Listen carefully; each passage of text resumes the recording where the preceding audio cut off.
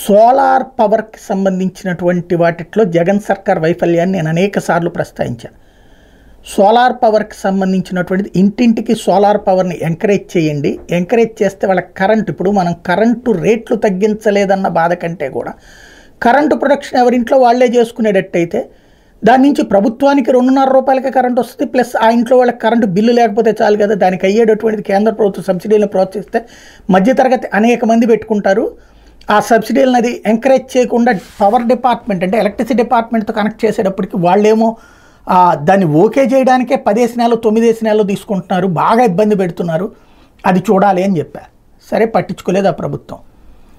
ఇప్పుడు ఈ ప్రభుత్వం అది చేస్తానంటుంది. మంచి ఆలోచన. కేంద్ర ప్రభుత్వం చెప్పినటువంటి ఏదైతే సూర్య గారి పథకం కింద 1 కోటి మందికి ఇస్తుందో అందులో ఎక్కువగా దాదాపు 20 లక్షలు ఆంధ్రాలో పెట్టడానికి రెడీ అవుతుంది. ఇంకా ఎంకరేజ్ చేయొచ్చు.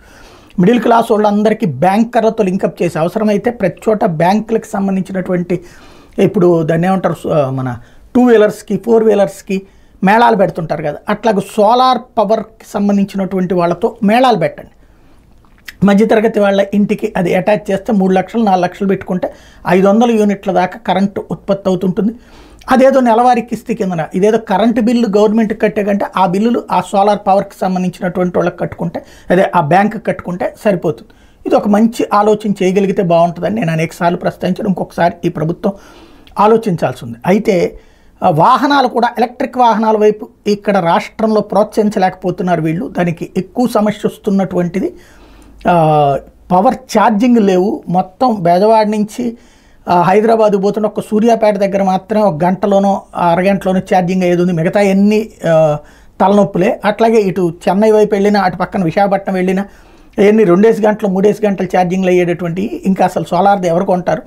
దాన్ని ఎంకరేజ్ చేయాలంటే అది లోకల్గా పనికొస్తుంది తప్పించి మరేం లేకుండా పోతుంది. ఆలోచించండి.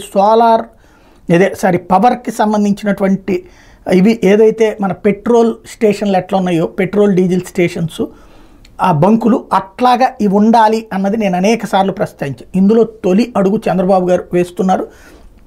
500 ఛార్జింగ్ కేంద్రాలకు సంబంధించి రాష్ట్ర విద్యుత్ వాహనాల వినియోగాన్ని పెంచడం కోసం రాబోయే 5 ఏళ్లలో 500 ఛార్జింగ్ కేంద్రాలు అందుబాటులోకి తేవాలని నిర్ణయిస్తున్నారు. దీని వాటి ఏర్పాటు చేసే మొత్తం మీద 25% పెట్టుబడి రాయితీ ఇవ్వబోతున్నారు. కార్పొరేషన్లు జిల్లా కేంద్రాల్లో 150, జాతీయ రహదారుల వెంబడి 150, మిగిలిన వాటిని ప్రైవేట్ భవనాల్లో ఏర్పాటు చేయాలని భావిస్తున్నారు.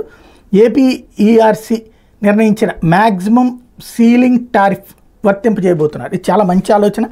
500 కాదు, 5,000 పెట్టండి. మొదట్లో పెద్దగా బిజినెస్ ఉండదు. కానీ పెట్రోల్ బంకులు కూడా మొదట్లో బిజినెస్ లేదని ఎవరు వచ్చేవాళ్ళు కాదు. తర్వాత చూస్తే పెట్రోల్ బంకులకు ఇప్పుడు ఎంత డిమాండ్ ఉందో భవిష్యత్తులో ఈ వీటికే డిమాండ్ ఎందుకు ఉంటుంది. ఎందుకంటే ఇప్పుడు 100, 110, 120 రూపాయల పెట్రోల్ 100 రూపాయల దాకా డీజిల్ పెట్టి తగలేసుకునే దానికంటే 10 రూపాయల యూనిట్కి వెళ్ళిపోతుంది అనుకుంటే హ్యాపీగా వెళ్ళిపోతారు. భవిష్యత్తులో అందరూ పవర్ వైపుకి వెళ్తారు. స్టేషన్స్ పెరిగితే మనం వాటిని తీసుకురావచ్చు. అది చంద్రబాబు గారి అడుగు చాలా మంచిది. ఇంకా వేగం కావాల్సిన అవసరం ఉంది.